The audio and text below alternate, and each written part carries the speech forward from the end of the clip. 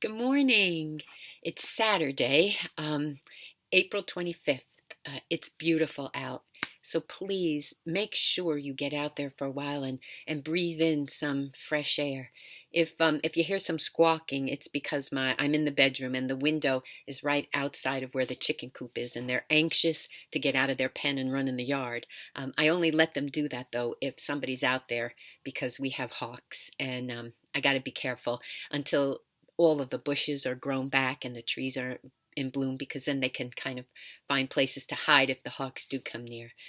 I hope you're doing well. Everything here is good. As you know, I've been baking a lot of bread lately during this quarantine, and I've gotten pretty good at it, except for sourdough. Zach and I are on our third starter. Mick is like, just give it up and throw it out already, but we can't. It's like our baby. We've been feeding this one and nurturing it, hoping that it would thrive. And this morning, I saw this liquid on top. It's called hooch, and that's a really good sign because it means our baby's hungry. So I think this third time's the charm. Anyway, I have faith we're going to get it this time. You know, I love that word, faith. It's my Emma's middle name. But faith can be a tricky word. We often think of it as a synonym for belief or trust or hope, or probably a dozen other words along those same lines. But what does it really mean? Or more importantly, what is God's definition of faith? Well, he tells us straight up in Hebrews chapter 11. It's confidence in what we hope for and assurance about what we do not see. The key words here are confidence and assurance. These aren't words of like blind hope or wishful thinking. These are words of near certainty.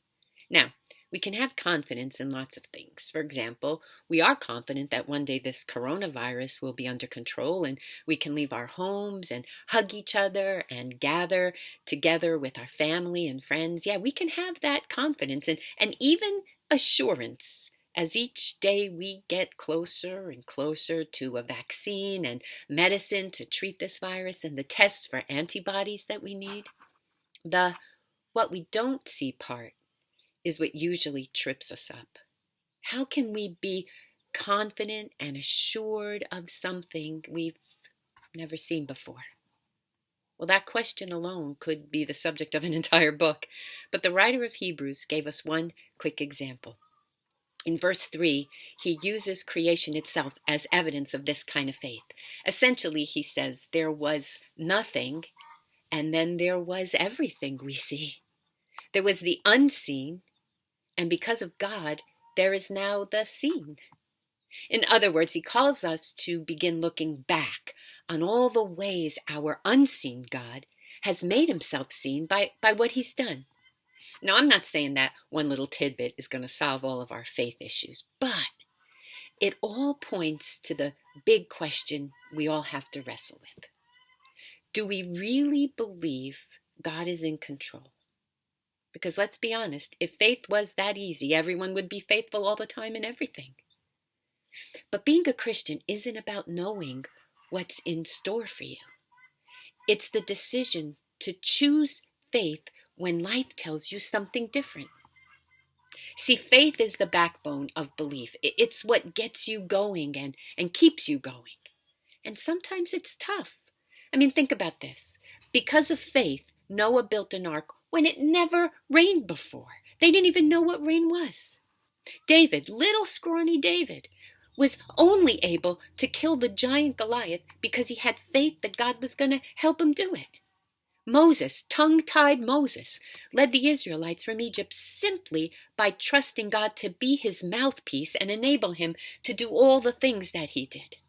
He even promised him that his brother would help him speak. Faith.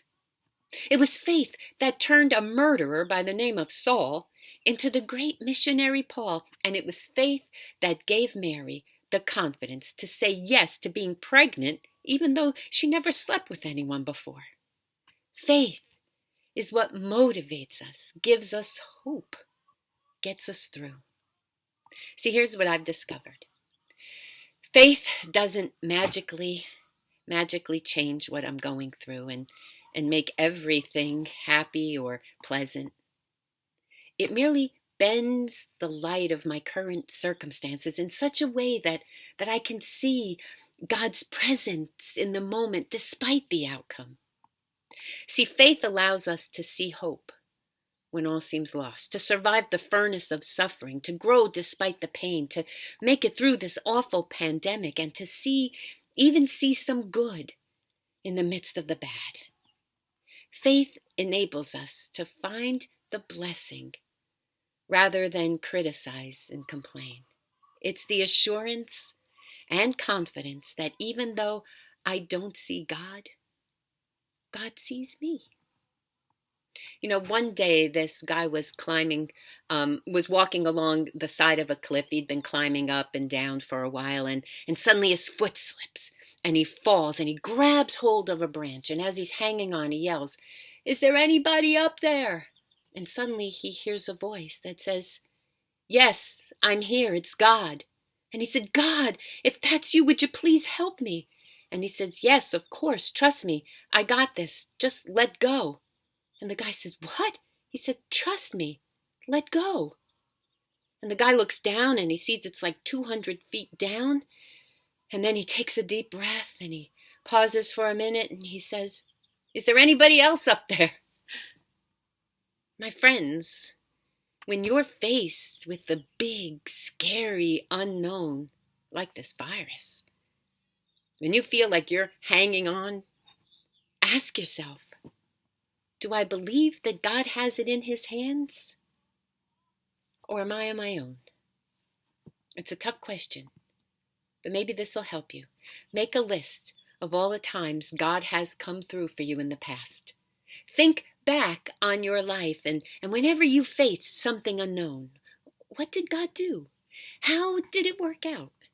How did what was unseen break into your life and take care of the problem you could see? Today, that's your assignment. So, take time to get some fresh air. Maybe go for a walk. If you do go out, wear your mask. Keep washing your hands. Stay safe. Stay strong. Stay hopeful. Look for that blessing and know that we are going to make it through this crisis. We will. And we'll do it together. I have faith in us. Now I'm going to put my starter in the cabinet and hope that baby rises. I love you, and I'll see you tomorrow. Peace.